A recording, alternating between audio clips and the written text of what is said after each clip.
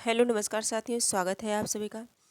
मित्रों, आज की क्लास में हम सभी वर्णमाला से बनने वाले प्रश्न को देख रहे हैं और इसके 20 प्रश्न हम सभी कर चुके हैं। और ये क्लास मैं बताना चाहूँगी UP TGT PGT LT grade Bihar शिक्षक भर्ती टीआरई 4.0 यानी कि हिंदी से संबंधित जितनी भी परीक्षाएं हैं उन सभी के लिए इम्पॉर्टेंट है, यूपी टेट के लिए भी इम्पॉर्टेंट है। तो वर्णमाला से बनने वाले प्रश्न को हम सभी देख रहे हैं और इस क्रम में आज 21 नंबर का प्रश्न है हमारे सामने। और प्रश्न संख्या 21 देखते हैं। अर्थ व्यक्त करने वाली सबसे छोटी इकाई है। अर्थ व्यक्त करने वाली सबसे छोटी इकाई है। ऑप्शन ए है ध्वनि, बी है शब्द, सी है वर्ड, डी है वाक्य। केवीएस पीजीटी परीक्षा 2018 का बना हुआ प्रश्न है और इसका हमें करेक्ट आंसर बताना है। अर्थ व्यक्त करने वाली, तो जब अर्थ व्यक्त करने वाली की बात जहाँ आएगी वहाँ पर कौन सा शब्द बनेगा? हमारा शब्द होगा, है ना, क्योंकि कोई शब्द ही ऐसा होगा जिसके अर्थ को हम समझ पाएंगे। ठीक है, तो शब्द है। सबसे छोटी इकाई क्या है? अर्थ व्यक्त करने वाली सबसे छोटी इकाई शब्द कहलाएगी। तो करेक्ट आंसर हमारा क्या होगा? बी होगा। अगले प्रश्न पर हम चलते हैं।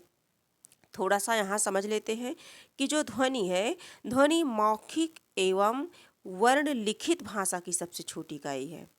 मौखिक भाषा की सबसे छोटी इकाई क्या है? ध्वनि मानी जाएगी। और वर्ण जो है लिखित भाषा की सबसे छोटी इकाई मानी जाएगी। ठीक है, तो इस तरह से है।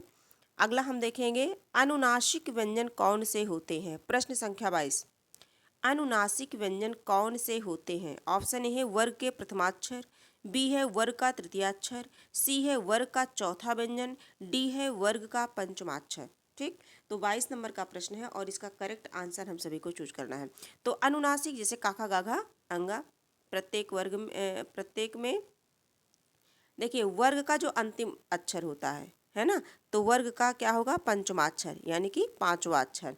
जैसे हो गया का, हो गया खा, हो गया गा, हो गया घा, हो गया अंगा, हो गया 1 2 3 4 5, ये वाला है ना, चाचा जाझा इया टाठा डाढ़ा अड़ा। तो इस तरह से है। तो वर्ग का पंचमाक्षर किस ऑप्शन में है हमारे? तो डी वाले ऑप्शन में है। तो करेक्ट आंसर हमारा क्या बनेगा? डी बनेगा। प्रश्न संख्या 23 देखेंगे। हिंदी की स्पर्श हिंदी की स्पर्श घोष महाप्राण ओष्ठ व्यंजन ध्वनि है। हिंदी की स्पर्श घोष महाप्राण ओष्ठ व्यंजन ध्वनि है। ऑप्शन ए है भा, बी है ठा, सी है था, डी है हा। कौन सी है? 23 नंबर का प्रश्न है और इसमें बताना है घोष महाप्राण ओष्ठ व्यंजन। तो इसका जो करेक्ट आंसर होगा वो होगा इसका करेक्ट आंसर है भा। क्या है? भा, यानी कि भा हमारे किस ऑप्शन में है? ए वाले ऑप्शन में है। तो करेक्ट आंसर हमारा ए हो जाएगा। आगे हम सभी देखते हैं। ये एक ग्राफ के माध्यम से बताने की पूरी कोशिश की गई है ना, कि किस तरह से है ये हम देख सकते हैं। अल्प प्राण, अल्प प्राण के अंतर आएगा या रा ला व अल्प प्राण आते हैं ये अंतस्थ व्यंजन। और ऊष्म व्यंजन शा सा सा हा, ये महाप्राण में आते हैं। हा हमारा क्या है? महाप्राण है। इसी तरह से अल्प प्राण में का चा टा तापा है ना, महाप्राण में खा छा ठ थ फा, और अल्प प्राण घोष में गा जा ड द बा, इस तरह से है। ठीक है, और समस्त स्वर घोष व्यंजन होते हैं। आगे हम सभी देखेंगे अगला प्रश्न। निम्नलिखित में कौन सा स्वर समृद्ध है? निम्नलिखित में कौन सा स्वर समृद्ध है? आ, बी है औ, सी है ई, डी है ए। ठीक है, 24 नंबर का प्रश्न है और इसका करेक्ट आंसर हम सभी को देना है। तो समृद्ध क्या हो जाएगा? ई हो जाएगा। क्या हो जाएगा? ई। ई हमारे किस ऑप्शन में है? सी वाले में है ना। विवृत, विवृत में जो है मुंह खुला होता है यानी कि आ, है ना। तो विवृत क्या है? ये है आ, दीर्घ आ, है ना, जिसे बड़ा आ बोलचाल की भाषा में हम लोग समझने के लिए कहते हैं। तो और अर्ध विवृत में क्या आ जाएगा? अर्ध विवृत में आ जाएगा आ, ऐ, औ और ये आ। ठीक है, ये क्या हो जाएगा? अर्ध विवृत। समृत में ई उ। अर्ध समृत में ए और औ अर्ध समृत में आएगा। तो क्वेश्चन के अकॉर्डिंग हमारा जो राइट आंसर है वो क्या हो जाएगा? ई हो जाएगा, यानी कि सी। मुख विवर के खुलने के आधार पर ये स्वर ध्वनियाँ हैं और इन्हें 4 भागों में बांटा गया है, विवृत, अर्धविवृत, समृत और अर्धसमृत। ठीक है, तो इसमें समृत पूछा गया है, तो ई क्या है, समृत है। आगे हम सभी देखेंगे हिंदी की मूर्धन्य ध्वनियाँ हैं। हिंदी की मूर्धन्य ध्वनियाँ हैं, चारों ऑप्शन है हमारे सामने और इन चारों में से हमें करेक्ट आंसर चूज करना है। तो हिंदी की मूर्धन्य ध्वनि क्या है, मूर्धा क्या है, ऋटुसाराम मूर्धा, यानी कि टाठा डाढ़ा। ठीक है, ये क्या है, बी वाला ऑप्शन हमारा क्या हो जाएगा, मूर्धा हो जाएगा। करेक्ट आंसर हमारा क्या बनेगा, बी बनेगा। आगे हम सभी देखेंगे इस तरह से है कंठ ध्वनि, देख सकते हैं काका गाघा, और ये तालव्य ध्वनि है इच्वेशानाम तालु, दंत है ताथा दाधा और ओष्ठ है पाफा बाभा। ठीक, आगे बढ़ते हैं हम सभी 26 नंबर के प्रश्न को देखते हैं। निम्नलिखित में ओष्ठ ध्वनि नहीं है, निम्नलिखित में ओष्ठ ध्वनि नहीं है, चा, पा, फा और मा। चारों ऑप्शन में से बताना है कि ओष्ठ ध्वनि कौन सी नहीं है। तो देखिए तालु है, ये ओष्ठ नहीं है, पाफा बाभा है लेकिन ये इच्वेशानाम तालु, ये जो है तालु है, यानी कि चा नहीं है। ठीक है, आगे हम सभी देखेंगे अगला प्रश्न है मात्रा स्वर को क्या कहते हैं। चारों ऑप्शन में करेक्ट आंसर बताना है कि मात्रा स्वर को क्या कहते हैं। ऑप्शन ए है हमारा वर्ण, बी है समरूप यानी कि ग्रेफीम, सी है रूप और डी है शब्द। तो मात्रा स्वर को हम क्या कहते हैं, समरूप, है ना, जिसे ग्रेफीम के नाम से जानते हैं। ठीक, अगला हम सभी देखेंगे प्राचीन का विलोम शब्द है, प्राचीन का विलोम शब्द है। ऑप्शन ए है नया, बी है प्रागैतिहासिक, सी है पुराना और डी है अर्वाचीन। तो प्राचीन का क्या हो जाएगा, अर्वाचीन हो जाएगा। प्राचीन का क्या हो जाएगा, अर्वाचीन। तो करेक्ट आंसर हमारा क्या होगा, डी होगा। 29 नंबर के प्रश्न को देखेंगे छा ध्वनि का उच्चारण स्थान है, छा ध्वनि का उच्चारण स्थान है दंत, ओष्ठ, तालव्य और वत्सर्य। इन चारों में से कौन सा ऑप्शन सही होगा हमारा, तो इच्वेशानाम तालु, और ये चा वाले में आता चा छा। तो करेक्ट आंसर हमारा क्या बन जाएगा, सी बन जाएगा, तालव्य है। क्या है, तालव्य है। 30 नंबर के प्रश्नों को देखेंगे, ये है ग्राफ, कई बार हम लोग ये सभी देख भी चुके हैं। और प्रश्न संख्या 30 देखेंगे क्या है, निम्नलिखित में से कौन तालव्य ध्वनि है, निम्नलिखित में से कौन तालव्य ध्वनि है। ऑप्शन ए है चा, बी है पा, सी है ला, डी है हा।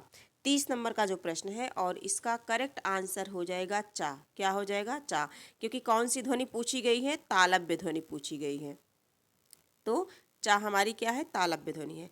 31 नंबर के प्रश्न को देखेंगे, इनमें से कौन सा पश्च स्वर है, इनमें से कौन सा पश्च स्वर है। तो आ, ई और आ।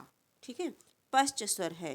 तो इसमें देखिए अग्र स्वर, अग्र, अग्र यानी कि ई ए ऐ, अग्र स्वर हो गया। मध्य स्वर ओनली आ है, ठीक है, ये मध्य स्वर है। बाकी जितने भी स्वर बचते हैं वो सभी क्या हो गए, पश्च स्वर हो गए।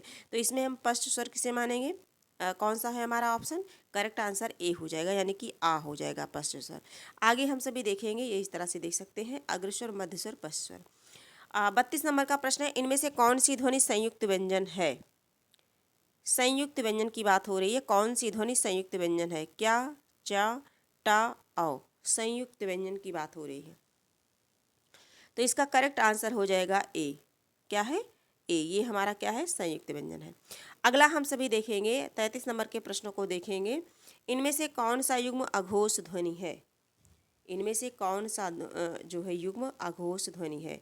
गा और घा पहला ऑप्शन है हमारा, दूसरा ऑप्शन है डा ढा, तीसरा ऑप्शन है पाफा और चौथा ऑप्शन है दा और धा। तो 33 नंबर का जो प्रश्न है इसका करेक्ट आंसर हो जाएगा पाफा, यानी कि पाफा हमारे किस ऑप्शन में है, सी वाले में है। तो सी हमारा क्या हो जाएगा, करेक्ट आंसर हो जाएगा। 34 नंबर के प्रश्न को देखेंगे, बहुत इंपॉर्टेंट प्रश्न है। देवनागरी लिपि की पूर्ववर्ती लिपियों में एक नाम गलत है, देवनागरी लिपि की पूर्ववर्ती लिपियों में एक नाम गलत है। कौन सा नाम है वो भाई, ब्राह्मी, बी है खरोष्ठी, सी है शारदा और डी है कुटिला। ठीक है, 34 नंबर का प्रश्न है और इसका जो करेक्ट आंसर है, देखिए इसे हम थोड़ा सा हम सभी देख लेते हैं, है ना।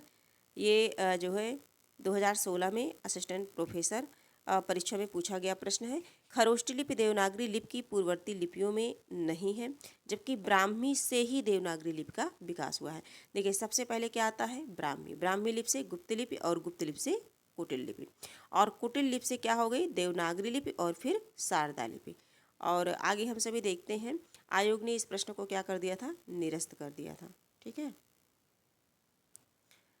तो इस तरह से ये है। अगले प्रश्न पर हम चलते हैं। निम्नलिखित ध्वनियों में कौन सुमेलित है? ऑप्शन ए है गा अघोष, बी है फाल पुप्राण, सी है सा ऊष्म, डी है ठा सघोष। 35 नंबर का प्रश्न है और इसमें कौन सुमेलित है? तो ये जो है ऊष्म, यानी कि सी वाला ऑप्शन हमारा क्या हो जाएगा, सही हो जाएगा। ठीक है, अगला प्रश्न है हमारा प्रश्न संख्या 36 देखेंगे। इनमें से ऊष्म व्यंजन नहीं है। ऑप्शन ए है हा, बी है सा, सी है शा और डी है ला। इसमें ऊष्म व्यंजन नहीं है, तो जैसा कि जानते हैं या रा ला वा, तो ये अंतस्थ व्यंजन में आएगा। तो करेक्ट आंसर हमारा क्या हो जाएगा, डी हो जाएगा, क्योंकि प्रश्न हमारा है इनमें से ऊष्म व्यंजन नहीं है, बाकी सभी क्या है, ऊष्म है, और डी वाला क्या है, ऊष्म नहीं है, तो वही हमारा करेक्ट आंसर बन जाएगा। 36-37 नंबर के प्रश्नों को हम देखते हैं कि 37 नंबर का प्रश्न हमारा क्या है। प्रश्न संख्या 37, निम्नलिखित में से महाप्राण ध्वनियाँ हैं। महाप्राण, अल्प प्राण, महाप्राण, समृत और विवृत, ये सारी चीज़ें थोड़ा सा बारीकी से समझ के पढ़ना होगा, है ना, क्योंकि इसमें कभी कभी कन्फ्यूजन हो जाता है।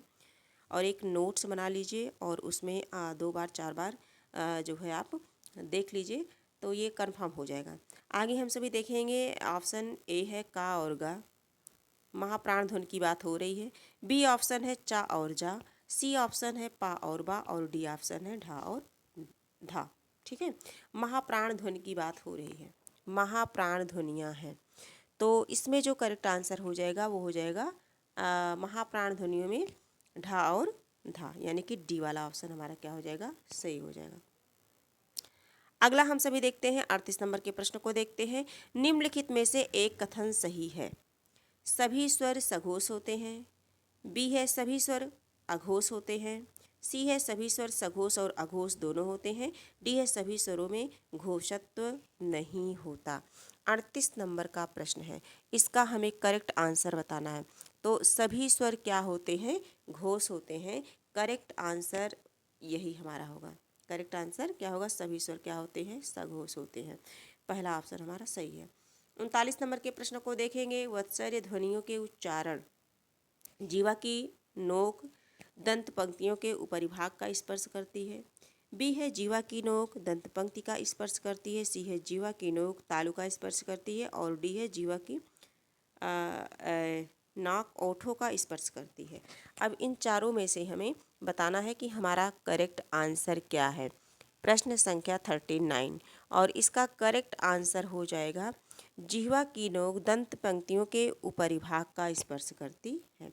तो करेक्ट आंसर हमारा ए हो जाएगा।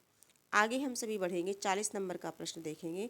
प्रश्न संख्या 40, री ध्वनि है उच्छिप्त, मूर्धन्य, पार्श्विक, संघर्षी, यानी कि जो रीश है ये किस में आती है, प्रश्न संख्या 40 है ना, तो ये आती है मूर्धन्य में। किस में आती है, मूर्धन्य, ऋटुरसा राम मूर्धा, है ना, तो ये किस में आती है, मूर्धन्य में। तो हमारा करेक्ट आंसर क्या बनेगा, बी बनेगा। तो इस तरह से है।